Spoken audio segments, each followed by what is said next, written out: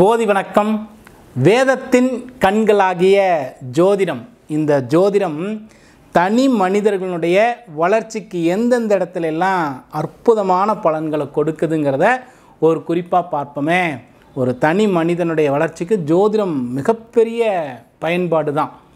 சரியாக ஜோதிடத்தை பயன்படுத்திக்கிட்டோம்னா ஒவ்வொரு நாளுக்கு நாள் வளர்ச்சிகள் ஏற்பட்டுக்கிட்டே தான் இருக்கும். தவிர்க்க வேண்டிய சில விஷயங்களையும் எந்த நேரத்தில் எந்த விஷயத்தை செய்கிறதுனால அற்புதமான பலன்கள் கிடைக்குங்கிறதையும் ஒரு சின்ன குறிப்பாக பார்ப்போமே.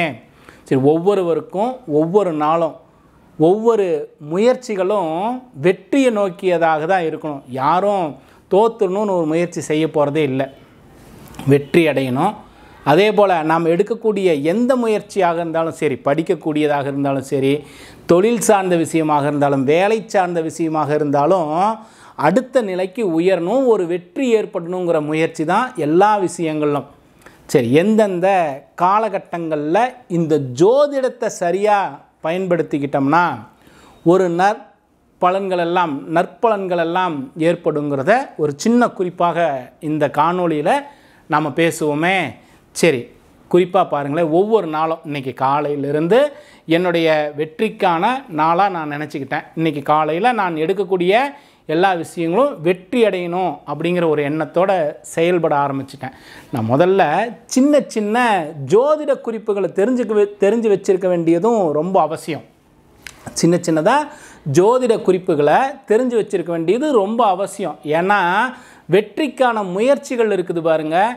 இந்த எடுக்கக்கூடிய முயற்சிகள் பலன் இல்லாமல் போகக்கூடாது. நமக்கு நல்ல நற்பலன்கள் கிடைக்கணும்னா ஜோதிடம் சார்ந்த சில விஷயங்களை நம்ம கற்று அறிந்து வைத்திருக்க வேண்டியது கொஞ்சம் அவசியம்தான். அடிப்படையான விஷயங்கள் தெரிஞ்சிருந்தாவே போதுமானது தான். சரி, ஒரு நாள் நான் இன்றைக்கி காலையில் நான் ஏதோ ஒரு முயற்சி செய்ய போகிறேன், வேலைக்கு நான் ஒரு முயற்சி செய்ய போகிறேன், அல்லது ஒரு தொழில் சார்ந்த விஷயத்துக்கு ஒரு முயற்சி செய்கிறேன், தொழிலதிபர்கள்ட்ட பேசுகிறதுக்காக ஒரு மீட்டிங்காக அரேஞ்ச் பண்ணியிருக்கேன். இந்த மாதிரிலாம் ஏதாவது ஒரு சூழ்நிலையில் இந்த காரியம் வெற்றி அடையணும். அப்போ தான் என்னுடைய அடுத்த நிலை உருவாகும். நல்ல வேலை கிடைச்சாதான் என்னுடைய வருமானம் உயரும், என்னுடைய குடும்ப சூழ்நிலை உயரும். தொழில் சார்ந்த விஷயங்களுக்கு நான் எடுக்கக்கூடிய முயற்சிகள் வெற்றி அடைஞ்சாதான் என்னுடைய அடுத்த நிலை உருவாகும். கல்வி சார்ந்த விஷயங்கள், இப்படி எந்த விஷயமாக இருந்தாலும் செய்யக்கூடிய முயற்சி வெற்றி அடையணும்னா முதல்ல நாம் கொஞ்சம் ஜோதிடம் சார்ந்த சின்ன விஷயங்களை தெரிஞ்சு வச்சுருக்கணும். அதை சரியாக பயன்படுத்திக்கவும் கற்று வச்சுருக்கணும். முதல் விஷயமாக பாருங்களேன், நம்ம கேலண்டர்லாம் இருக்குது. இந்த கேலண்டரில் ராகு காலம் யமகண்டம்லாம் போட்டிருக்கோம். முதல்ல இந்த ஒரு விஷயத்தை பிடிச்சிக்கிட்டோம்னாவே ஒரு படி உயர்ந்து வரோன்னு அர்த்தம். இந்த ராகு காலத்தை தவிர்த்தரலாம், யமகண்ட நேரத்தை தவிர்த்தரலாம். ஒவ்வொரு நாட்கள்லையும், அதாவது ஞாயிறு, திங்கள், செவ்வாய், புதன், வியாழன், வெள்ளி, சனி, இந்த நாட்களில் எல்லா நாட்கள்லையுமே ராகு காலம் யமகண்ட காலம்னு கேலண்டர்லேயே போட்டிருக்கோம். நம்ம பெருசாக இதை படித்தெல்லாம் தெரிஞ்சுக்கணுன்னே இல்லை. முதல்ல இதை சரியாக பயன்படுத்திக்கிறோம் அப்படின்னா இந்த காலகட்டங்களில் சுபகாரியங்களை முடிஞ்ச வரைக்கும் தவிர்த்துட்டோம்னாவே போதும். முதல் விஷயமாக ராகு காலம் யமகண்ட காலங்களில் சுப காரியங்களை செய்யக்கூடிய முயற்சிகளை கொஞ்சம் தவிர்த்துக்கிட்டோம்னாவே முதல் படி சரியான விஷயம்னு அர்த்தம். சரி, உங்களுடைய ஜாதகத்தில் ரெண்டாவது விஷயமா, உங்களுடைய ஜாதகத்தில் நீங்கள் பிறந்திருக்கக்கூடிய நட்சத்திரம் ஒன்று இருக்கும்ல. இப்போ ஒரு எடுத்துக்காட்டுக்காக சொல்கிறேன். நான் உத்திராட நட்சத்திரத்தில் பிறந்திருக்கேன்னு வச்சுக்கோங்க. மகர ராசி உத்திராட நட்சத்திரம் அப்படின்னு பிறந்திருக்கோன்னு வச்சுக்கோங்க, எடுத்துக்காட்டுக்காக சொல்கிறேன். இந்த உத்திராட நட்சத்திரம் சூரியனுடைய நட்சத்திரம். இதற்கு தாராபலன் ஒன்று இருக்குது.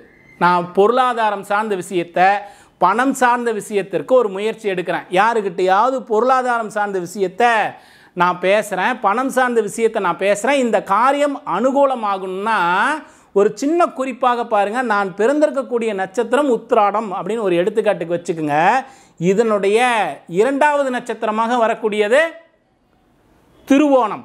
இந்த திருவோண நட்சத்திரத்தில் செய்யக்கூடிய முயற்சிகள் அத்தனையும் பொருளாதாரம் சார்ந்த விஷயத்தில் ஒரு முன்னேற்றம் கிடைக்கும். அதே போல் ரோகிணி நட்சத்திரம் சந்திரனுடைய நட்சத்திரம். இந்த நட்சத்திரத்தில் நான் பொருளாதாரம் சார்ந்த விஷயங்களுக்கு செய்யக்கூடிய முயற்சிகள் எல்லாம் அனுகூலமாகும். அஸ்த நட்சத்திரம் சந்திரனுடைய நட்சத்திரம். அப்போது சூரியனுடைய நட்சத்திரத்தில் பிறந்தவர்களுக்கு சந்திரனுடைய நட்சத்திரம், அதாவது இரண்டாவது நட்சத்திரமாக வரக்கூடிய திருவோணம்னு சொல்லக்கூடியது சந்திரன். அந்த சந்திரனுக்கு இன்னும் 2 நட்சத்திரம் இருக்குது, ரோகிணி அஸ்தம். இந்த நாளை பயன்படுத்தணும். இப்படி பொருளாதாரம் சார்ந்த விஷயத்திற்கு, உறவுகளுக்கு இப்படியெல்லாம் தனித்தனியாக தாரா பலன் அப்படின்னு சொல்லுவாங்க. இதை சரியாக பயன்படுத்திக்கிட்டோம்னா எடுக்கக்கூடிய முயற்சிகள் எல்லாம் வெற்றி அடையும். இதை ஒரு குறிப்பாக வச்சுக்குவோம். இந்த தாராபலனில் இன்னும் நிறைய சிறப்புகள் எல்லாம் இருக்குது.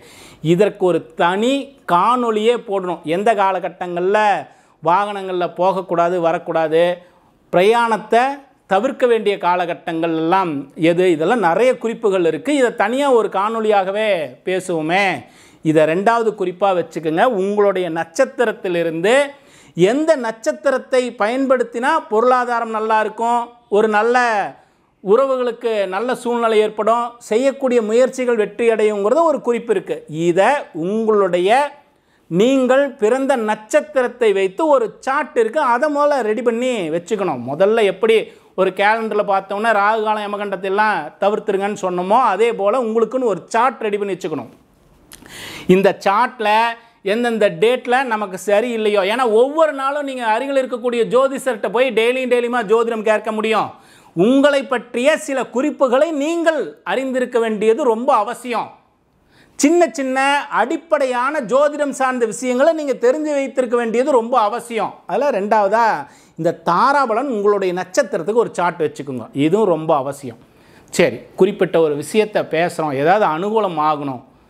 இன்றைய நாள் என்னுடைய வாழ்வில் ரொம்ப முக்கியமான நாள், வெற்றிக்கான முயற்சிக்கு உண்டான நாள்னு நீங்கள் நினைக்கிறீங்கன்னா, சில அந்த கேலண்டர்லேயே 300 விஷயம் இருக்கும் பாருங்களேன். ஓரை இல்லையா, ஓரை, சுப ஓரைகள் அப்படின்னு அதுலேயே போட்டிருக்கோம், அசுப ஓரைகள் அப்படின்னு போட்டிருக்கோம்.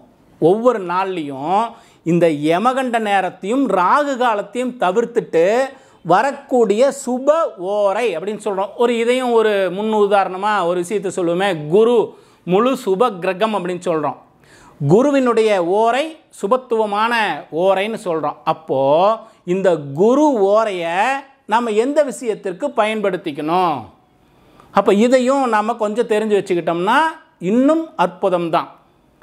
எந்தெந்த ஓரையில் எந்தெந்த காரியங்கள் செய்யணும், அப்போ ஒவ்வொரு நாளும் வரக்கூடிய ஓரைகளை இதை வேறு எங்கேயும் நீங்கள் புதுசாக போய் படித்து தெரிஞ்சுக்கிட்டு வரணுங்கிற அவசியம்லாம் இல்லை. கேலண்டர் இப்படி திருப்புனீங்கனாவே உங்களுக்கு எல்லா விஷயங்களும், ஓரையினுடைய விஷயங்கள் வந்துடும், ராகு காலம் யமகண்ட நேரம் வந்துடும். நட்சத்திர டேபிள் மட்டும்தான் நீங்கள் தெரிஞ்சு வச்சுருக்க வேண்டியதாக இருக்கும்.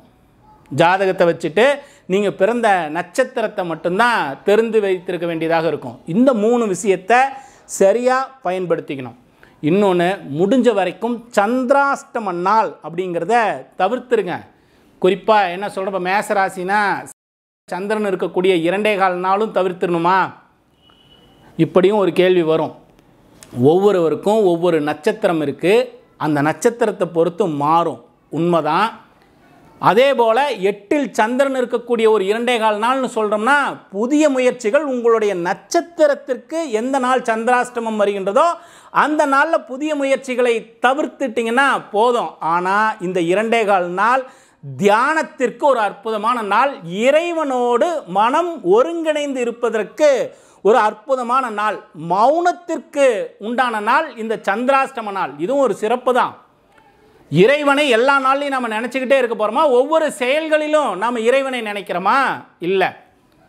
எப்பொழுதெல்லாம் ஏதாவது ஒரு குறைகள் துன்பங்கள் ஏற்படுகின்றதோ அப்பொழுது தான் நம்ம இறைவனை நினைக்கிறோம். அப்போ ஒரு மாதத்தில் ஒரு 2.25 நாளாவது இந்த சந்திராஷ்டம நாள் வரதை சிறப்பாக பயன்படுத்திக்கலாமே. அந்த இறைவனோடு 2.5 கலந்திருக்கக்கூடிய அற்புதமான விஷயத்தை நம்ம உருவாக்கிக்கலாம். அப்போ கொஞ்சம் தியான பயிற்சி வேணும். நான் வார்த்தைகளில் மட்டும் அலங்கரித்து சொல்லிட்டு போகிறதால நன்மைகள் இல்லை. என்னுடைய வார்த்தைகளை மட்டுமே நீங்கள் உள்வாங்கக்கூடாது, அதில் இருக்கக்கூடிய அர்த்தங்களை உள்வாங்கிக்கணும். அந்த இறைவனுடைய பாதத்தில் எப்படி சரணாகதி அடையணுங்கிறத சில பயிற்சிகளாக நீங்கள் தெரிஞ்சு வச்சுருக்கணும். அப்போ வாழ்வில் ஒவ்வொரு விஷயமும், உங்களுடைய ஒவ்வொரு நாளும் ஒவ்வொரு வெற்றியும் பல அற்புதங்களை நீங்கள் கற்று அறிந்து வைத்திருந்தால்தான் பெற முடியும். உடனடியாக போய் எல்லாம் ஜெயிச்சிட்டோம், எல்லாமே நடந்துருச்சு அப்படிலாம் இல்லை. எல்லா விஷயங்களும் நமக்கு கோர்வையாக இருக்கணும். ஒரு நல்ல தியான பயிற்சி இருக்கணும். சில ஜோதிடத்தில் இருக்கக்கூடிய சில பொக்கிஷமான விஷயங்களை நமக்கு சரியான காலகட்டங்களில் பயன்படுத்திக்க தெரியணும். இன்னொரு மனோபலம் வேணும். ஒவ்வொரு விஷயங்களும் ஒவ்வொரு முயற்சிகளுக்கும் முன்பு உங்களுக்கு ஒரு அற்புதமான மனோநிலை வேணும். நமக்கு ஒரு நல்ல திசா புத்தி நடந்ததுன்னா நடக்கக்கூடிய எல்லா விஷயங்களும் 100% நன்மையாகவே இருக்கும். இந்த ரூல் எல்லாம் கரெக்டாக ஃபாலோ பண்ணிட்டு வந்தீங்கன்னா, ராகால யமகண்டத்தை தவிர்த்துட்டு சுப ஓரைகளை பயன்படுத்திட்டு நல்ல தாராபலனை பயன்படுத்துறது, சந்திராஷ்டமனால் தவிர்க்கிறது, இந்த மாதிரி விஷயங்கள் எல்லாம் ஃபாலோ பண்ணிக்கிட்டே வந்தீங்கன்னா உங்களுடைய திசா புத்தி ஜாதகத்தில் நல்லா இருந்ததுன்னா அப்படியே உயர்வுகள் ஏற்படுவதை நீங்களாகவே உணர முடியும். அப்போது ஒவ்வொரு நாளும் சின்ன சின்ன குறிப்புகளை, இந்த அடிப்படையான ஜோதிடம் சார்ந்த குறிப்புகளை நாம் அனைவருமே கற்றறிந்திருக்க வேண்டியது ரொம்ப அவசியம். சின்ன சின்ன விஷயம்தான். ஒவ்வொரு விஷயத்துக்கும் நீங்கள் பக்கத்தில் இருக்கக்கூடிய ஜோதிஷரை தான் போய் பார்க்கணுங்கிறது இல்லை. நீங்களாகவே உங்களுடைய வாழ்வில் ஏற்படக்கூடிய வெற்றியை நீங்களாகவே அடித்தளம் பண்ணிக்கிட்டே வர முடியும். நீங்களே ஒரு விஷயத்தை உருவாக்கிக்கிட்டே வர முடியும். இந்த ஜோதிடத்தையும் பயன்படுத்திக்கலான்னு சொல்கிறேன். வேதத்தினுடைய கண்கள்னு சொல்கிறோம். இருளில் இருக்கக்கூடிய மனிதர்களுக்கு ஒளியாக இருக்கக்கூடியது இந்த ஜோதிடம்னு சொல்கிறோம். இந்த ஜோதிடத்தை சரியாக பயன்படுத்திக்கிட்டோம்னா நாளும் வெற்றி தான். வெற்றிக்குண்டான ஒவ்வொரு நிலைகளையும் நாம் சரியாக பயன்படுத்திக்கிறதுல தான் இருக்குது. ஜோதிடத்தையும் பயன்படுத்திக்கவுமே நம் முன்னோர்கள் கொடுத்த மிகப்பெரிய வரம் இந்த ஜோதிடம். சரி, நம்முடைய ஆத்ம போதி மையத்தில் படிக்கக்கூடிய மாணவர்களுக்கு கேரள சோழி பிரசன்னம், சொர்ண பிரசன்னம், தாம்பூல பிரசன்னம் இதையெல்லாம் பாடத்திட்டமாக நேரடி வகுப்பாகவும் ஆன்லைன் வகுப்பாகவும் பாடத்திட்டங்களை நடத்திட்டு வரோம். விருப்பம் இருக்கக்கூடியவர்கள் என்னுடைய எண்ணுக்கு தொடர்பு கொள்ளுங்கள். இதில் தியானம், சுவாச பயிற்சி, தசமகா வித்யா பாடத்தோடு சேர்த்து பாடத்திட்டங்களை அமைச்சிருக்கோம். கீழே டிஸ்கிரிப்ஷனில் நம்மளுடைய வெப்சைட்டினுடைய அட்ரஸ் கொடுக்குறேன், செக் பண்ணி பாருங்கள். விருப்பம் இருக்கிறவங்க என்னோட தொடர்பு கொள்ளுங்கள். தொடர்ந்து பயிற்சியின் பேரில் நற்பலன்கள் ஏற்படும். இன்னும் பல காணொளிகளில் சந்திப்போம். போதி வணக்கம்.